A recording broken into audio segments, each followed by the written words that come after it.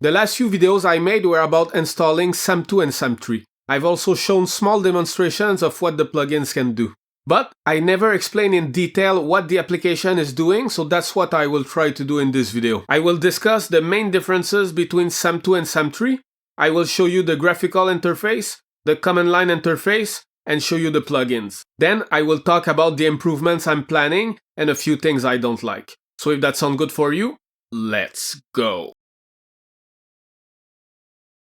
As you know, the main difference between SAM2 and SAM3 is that SAM3 let us generate masks using text prompt. Another key difference is that we need an account on the login phase to download SAM3. We also have to fill out a form and request access before we can download it. And I know this can be a deal breaker for some of you. But one thing I want to clarify is that we are not running the model in the cloud. We only need an account to download it, but then it runs locally on our computer. Another key difference is the model size. SAM3 is 3.2 GB while SAM2 Tiny is only 150 MB. These models are loaded in your RAM when you generate masks. So if you have an older computer, SAM2 might be a better option.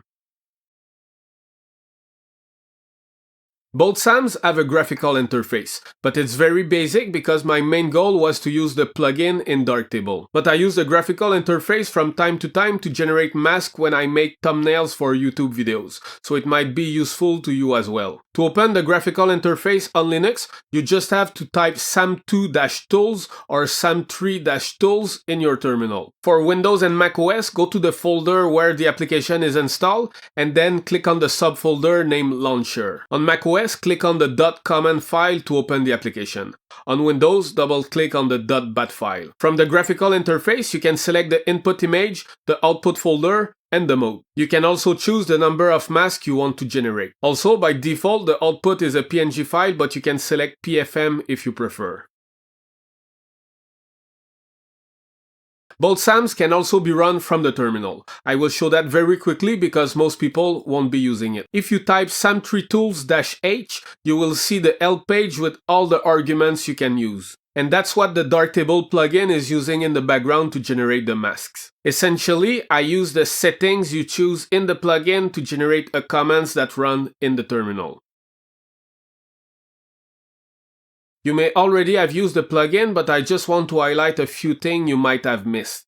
When we generate a mask, the plugin creates a temporary PNG file to feed the SAM model. There is a slider to set the size of the temporary file. If you set it to 0, the temp file will be the same size as the original picture. The mask you get will be more accurate, but it will take longer for the model to generate the mask. Another problem is that the final PFM file is the same size as the temp file.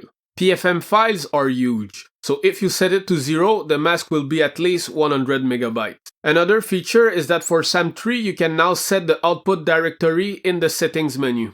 If you leave it empty, the mask will be saved alongside the original image. And if you set an output folder by mistake, there is also a button to reset the mask location. These settings are now also in the Darktable preferences.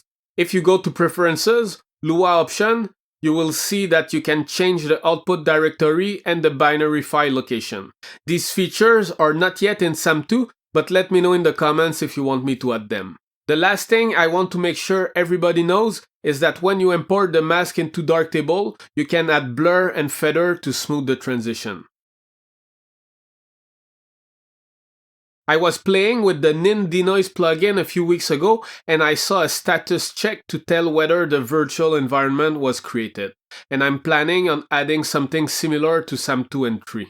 Another thing is that right now, the command line interface and the graphical interface does not accept RAW file. So it would be nice to have that in the future.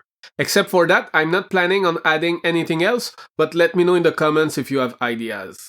And now let's talk about the problem. The plugin is cool and all, but there are a few things I don't like. The first is the PFM file. I'm sure there was a reason for using that format, but they are huge. If you have a full-frame camera and generate mask without resizing, the file will be over 150 MB, while the PNG will only be 50 KB. Another thing I don't like is that we cannot control the external raster mask module using the plugin. In a perfect world, I would like to generate the mask with the plugin and automatically import it inside Darktable. So that's it for me. See you next time.